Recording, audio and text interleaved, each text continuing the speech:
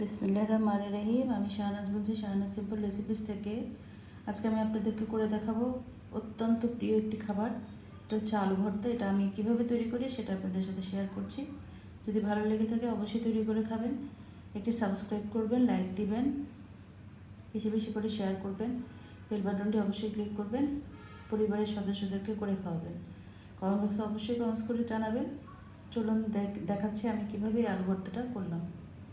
বিসমিল্লাহির রহমানির রহিম। আমি শাহনাজ বলছি, শাহনাজ সিম্পল রেসিপিস থেকে। আজকে আমি আপনাদেরকে করে দেখাবো আলু ভর্তা। এটি সহজ একটি ভর্তা, সবাই এটা তৈরি করে থাকে, আমরাও করি। আমি কিভাবে করি সেটা আপনাদের সাথে শেয়ার করছি। এখানে আমি 4টা এরকম সাইজের আলু নিয়েছি। আস্ত আলু থেকে মাঝখান থেকে ভাগ করে 4টা টুকরো করে নিয়েছি। এই আলুগুলো আমি চুলায় সিদ্ধ দিচ্ছি, আপনাদের সাথে সেটা শেয়ার করছি। এই যে ভিউয়ার্স, আমি আলুগুলো সিদ্ধ দিয়েছি, তার সাথে 5-6টা কাঁচামরিচও দিয়েছি। এরপরে কি করব সেটা আবার আপনাদের সাথে শেয়ার করছি।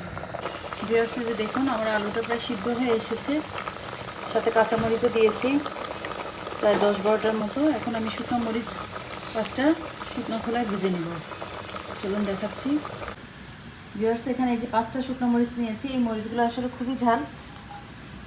একটু আলু ভর্তার মধ্যে যদি শুকনো মরিচ দেওয়া হয় তাহলে খুবই ভালো লাগে।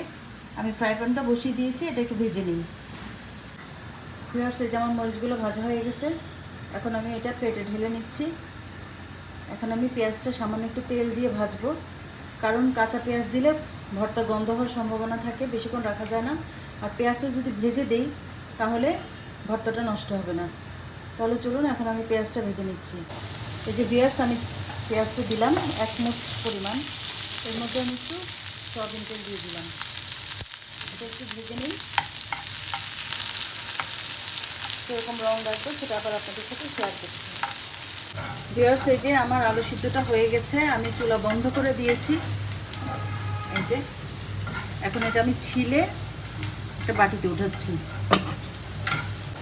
ভিউয়ার্স, এই যে দেখুন আরেকটু লাল করবো, জাস্ট 1 মিনিটের মতো থাকবে, তারপর আমি চুলাটা অফ করে দিব। এই গরমের মধ্যে পেঁয়াজটা লাল হোক। এবার আপনাদেরকে দেখাচ্ছি এটা কীভাবে আমি মাখাবো। ভিউয়ার্স, এই যে আমি আলুটা চটকিয়ে নিয়েছি, এখন এর মধ্যে আমি দিয়ে দিব পেঁয়াজটা। পেঁয়াজ ভিজিয়ে রেখেছিলাম, তেলটা দিয়ে দিতে হবে। এটার মধ্যে এই যে তেলটা ছিল সেটা দিয়ে দিচ্ছি।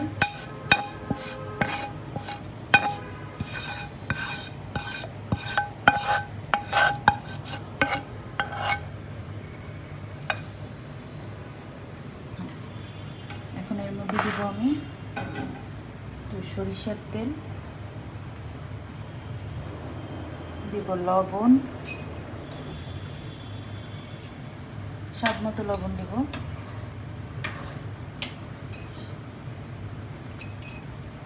এর মধ্যে দিব কাঁচামরিচ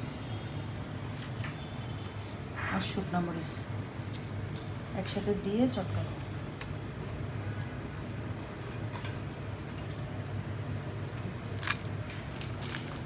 এখন আমি এটা একসাথে চটকাবো।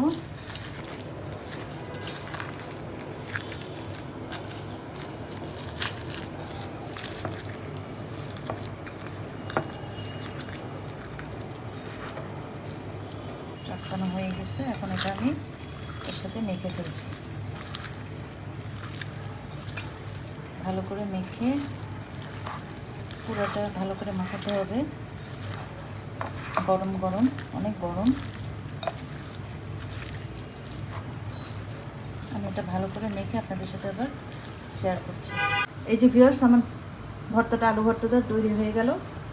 তাহলে এটা গরম ভাতের সাথে খেতে খুবই মজা লাগে। আপনারা অবশ্যই বাসায় তৈরি করে খাবেন, আমি আশা করছি ভালো লাগবে।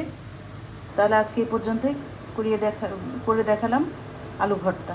আল্লাহ হাফেজ।